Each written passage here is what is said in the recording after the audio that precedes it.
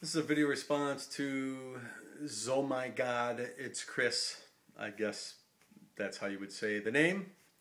But the video in question is the side hugs or abstinence video. So, I think that you're passionate about your beliefs, but you're also a little bit, you come off a little bigoted, if you ask me.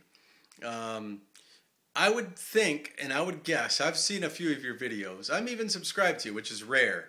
I don't subscribe to very many people, but I find your views a little fascinating. Plus, you're kind of hot. That doesn't hurt.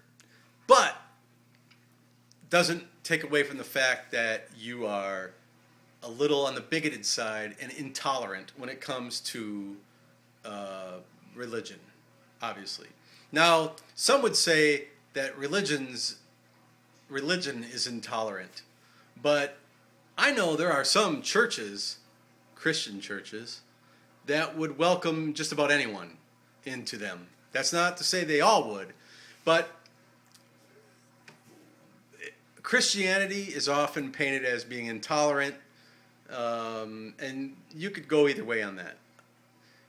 All religions, in fact, if you believe your way, I guess you could paint that as being intolerant. But Chris, I guess that's your name, you really, really come across as being a hateful person when it comes to your views on Christianity. And you might have some background for that. I think I remember hearing maybe some bad things about your upbringing or whatever.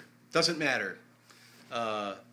When you come off as hateful, you come off as hateful, whether or not you're hating something for the right or wrong reasons. But I'm not here to preach to you about the religious part of the religious aspect of your video. What I am here to talk about is the blatant frickin' political aspects of it. If you want to talk about the merits of a sex education program or whatever, then do it on the merits. Don't use the abstinence-only programs implemented in the Bush administration, and you come out with that as being the sole reason why gonorrhea and AIDS is increased and pregnancy and all that. There's no way that you could back up that that's the sole reason why, or even the majority, or even a reason why this happened. Now, to me, this is just me. I don't have any daughters. I have 2 sons, so it's not as a big deal for. I don't think it's as big a deal for a parent of boys, which they're young men now. But if I had a daughter, the last group of people that I want teaching my daughter about sex education, or any kids really for that matter, is the freaking government. I'm sorry to tell you, it's not a very smart idea for us to, and I say us, I mean people, to put that over to the government. Yeah, teach my kids what is. I teach my kids about stuff like that.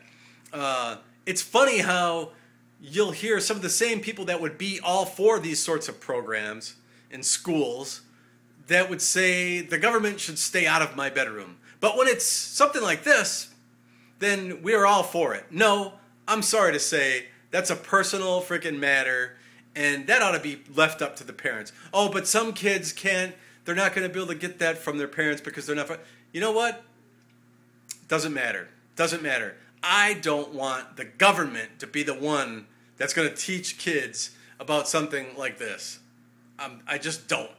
And the schools, private school or public school, is the government. So, I don't know. To me, it just seems ridiculous for someone to trust that we'll get that done in school. If it's important for you, for your child or your children to learn about some of these things, then you ought to teach that yourself. Just my 2 cents.